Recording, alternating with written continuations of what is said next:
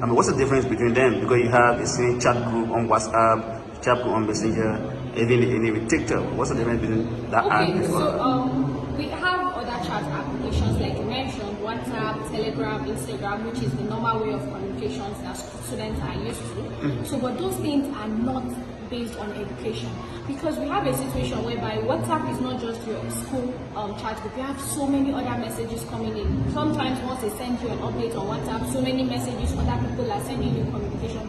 So you find out that you lack that particular information that you really require.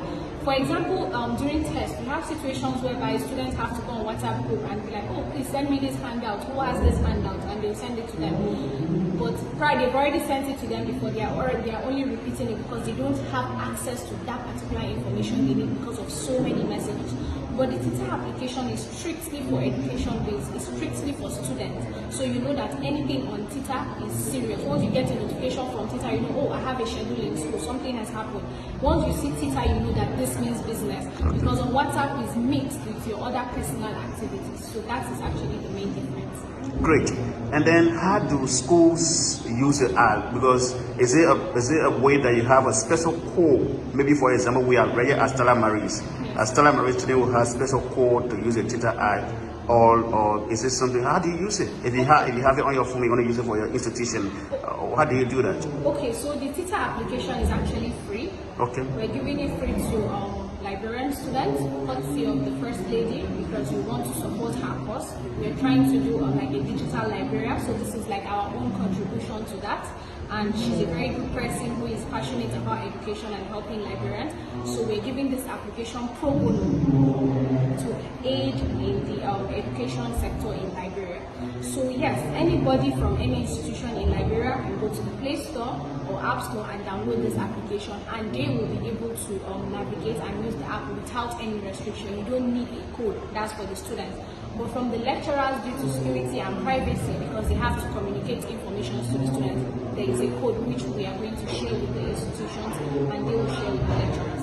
But for the students, no restriction at all. They just have to download the app, select the country, Liberia, and they'll be able to proceed with their registration. So how many countries currently have access to or information about Tita app? So far, Nigeria and Liberia. So far? Since when you came up with this app?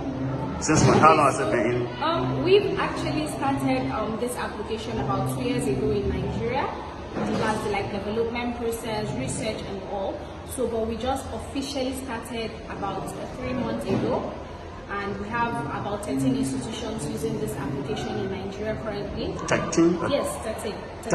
13, 1-3. Yeah, 13. Yes, 13 institutions are currently using counting. Okay. Universities? Yes, universities. Because the app is for tertiary institutions. No, it's for tertiary institutions. That's colleges, polytechnics, universities. Great. Yes. So, besides you having a dream to invent this app, I mean, who are others that help you in the process? Maybe engineers or we have a team. It's not just myself. Okay. I have a team in Nigeria that we start together. We have developers, we have designers, we have marketers, because we can't do this alone. It's not a one-man thing. So it's something that we have a comprehensive team that are in charge of doing the various activities for the application. Finally, what is the overall goal of this Tita app? What do you intend to see? What comes to mind? What's the overall goal? We actually started Tita like a joke. We didn't really expect Tita to be something that is going to go far, something that people are going to accept, even though we did it with the students in mind to help them. And the acceptance so far has been really good. So we actually, part of our plan is something called the Tita Education Program. So we're not just limiting it to Tita. We're looking at technology, we're looking at infrastructural development, we're looking at charity and awards. The technology part is actually the Tita app, the value it gives to the students, in timetable, notification, reminders, calendars, all those things. That's the technology part of the Tita application. Then we have infrastructural development. Like I mentioned earlier, the First Lady of Liberia is really, really into education. She has the plan of building educational centers in rural areas, places that don't have access to education. So we plan on supporting such courses by doing infrastructural development to aid education. Then we have charity and awards. We've noticed that there's so many professors and lecturers that are doing exceptionally well in their field, but nobody's recognizing them. And without most of them, we wouldn't be here today.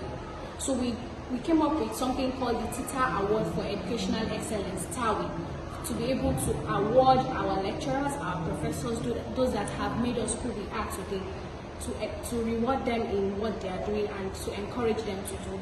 So Tita is more than just a timetable application. It's a platform. We call it the Tita World because we're encompassing so many things into it to just make sure that our education is thriving. Great. And how has the reception been in Liberia so far since you tried introducing it to us? Now you are at the Stella Marie School. How are the students here responding? They are actually I'm really